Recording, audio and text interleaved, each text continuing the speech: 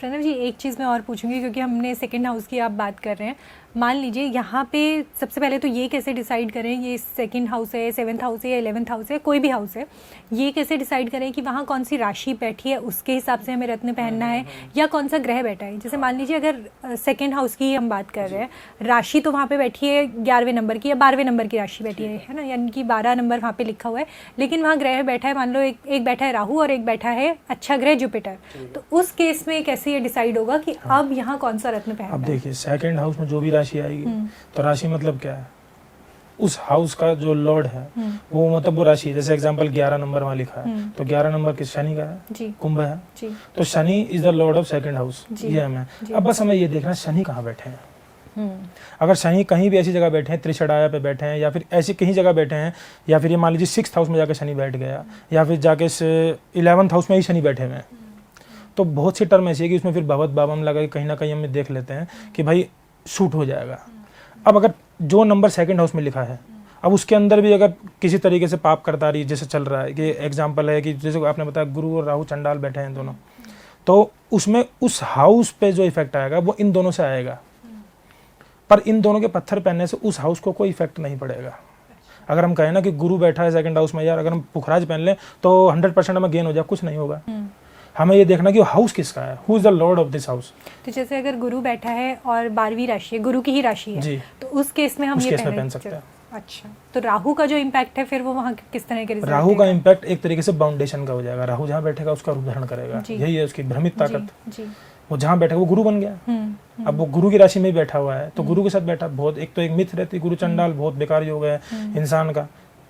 Various example है, भयंकर भयंकर लोग जो है धुरंधर, गुरु चंडाल था उनकी बनती में। और मानेंगे तो मेरे खुद के ब्रदर भी हैं, बहुत सारे मेरे जान पहचान वाले गुरु चंडाल और सक्सेसफुल हैं सारे, क्योंकि उन्हें ये समझ नहीं आ रहा कि जब भी राहु किसी भी ग्रह के साथ बैठेगा वो उसकी पावर गेन कर लेता है और उसका ऐसा रूप धारण कर लेता है। तो दो गुरु अगर बैठे हैं और बैठे कहाँ, वाणी के भाव में, पैसों के भाव में, वेरी रिच, बहुत पैसे वाला आदमी बनेगा वो। और अगर वो पुखरा धारण करता है, कन्फाइंड रिजल्ट।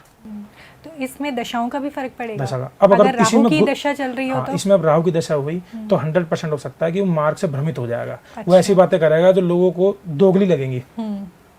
जैसे एग्जांपल उसने बोला कि ये जो चीज़ है ये इतने की है या इतनी कॉस्ट की है, फिर अगले दिन ही उसने बोला कि नहीं ये इतने कॉस्ट की है, तो लोगों को ऐसा लगेगा यार अपनी ही बात के पक्के नहीं है ये तो राहु तो ये फैक्टर का। पर सोने पे सुहागा, अगर गुरु की दशा आ गई इसमें तो उसे कोई भी नहीं रोक सकता धनी बनने से, सक्सेस होने से। वो कुछ भी नहीं बोलेगा ना, इशारों से बात करेगा तो लोग सोचेंगे यार बहुत ही कमाल का आदमी है, तो इशारों से समझा देता है चीज़ें, कलाकार एक तरीके का है वो। तो ये है दशा, इसलिए बहुत ज़्यादा रोल प्ले करती है।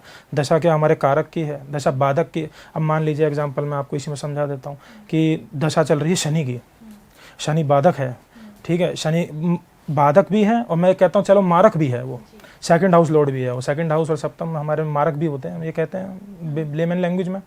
तो अगर उस टाइम पे शनि की दशा में अगर इंसान स्टोन पहन लेता है शनि का, तो उसे ऐसा लगेगा कि मेरे काम बड़ी जल्दी जल्दी होने लग गए, स्पीड से हो रहे हैं मेरे काम। पर असल में क्या, ये एक भ्रम है, काम हो नहीं रहे, वो और डिले होने की कगार पर जा रहे हैं वो।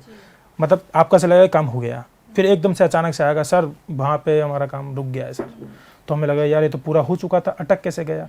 अब यहाँ पे एक टर्म आती है वक्री होने की। अगर ग्रह वक्री हो जाता है ना तो उसका तो स्टोन मेरी ओपिनियन में पहनना ही चाहिए, चाहे वो किसी भी जगह बैठा हो पत्री में। ये एक क्या कहते हैं, एक हैक है ये एक तरीके का, कि अगर पूरी पत्री में कहीं भी कोई भी ग्रह नीच हो, कारक हो, बाधक हो, मारक हो, कहीं भी जाकर अगर वो वक्री होकर बैठा है, उसके रिजल्ट हमें कन्फाइंड चाहिए और तुरंत चाहिए, और हमें उसे मिटा देना है जल्दी निपटा के, क्योंकि शनि क्या डिले करेगा। और अगर उसका नीलम धारण करें और वो वक्री है, उसका नीलम धारण कर हम कर लेते हैं, तो वो क्या होगा, उसकी साइकिल इंक्रीज हो जाएगी काम करने की, जल्दी से निपटाएगा। जैसे एग्जाम्पल 5 साल मुझे दुखी होना था, तब 2 साल ही दुखी होना है आपको, ये कर देगा, इतना काम हो सकता है। वक्री का ये रिजल्ट है, क्योंकि वक्री मतलब क्या है, अपने स्वभाव से अलग हो जाना। अब क्या गुरु सौम्य है, वक्री हो गए क्रोधी, गुरु क्रोधी। सूर्य तो देखिए बेसिकली अगर हम बात करें सूर्य चंद्र की तो बहुत ही कम केस होता है इनका, तो कोई छुए इनको, बड़े अच्छे ग्रह माने जाते हैं, पर उग्र में भी क्रूर में भी है सूर्य तो। पर जैसे बुध वक्री हो जाए इंसान का, 100% पन्ना पहनो आप, 100% पूछना भी नहीं है किसी से। हाँ यहाँ काम आ सकता है कि ऑनलाइन पत्री बनाई, देखिए सब वक्री है, ठीक है, वहाँ किसी भी भाव में होकर कोई ग्रह वक्री हो रहा है तो वहाँ पे कोई भी आप उस वक्री ग्रह का स्टोन आप पहन सकते हैं।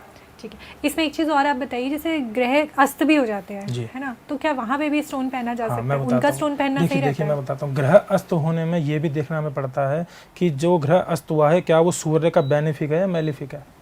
जैसे एग्जांपल मैं देता हूँ, सूर्य के साथ एक ग्रह था शुक्र सूर्य की आपस में कोई लेना देना नहीं है, पर शुक्र इज अ बेनिफिक प्लैनेट।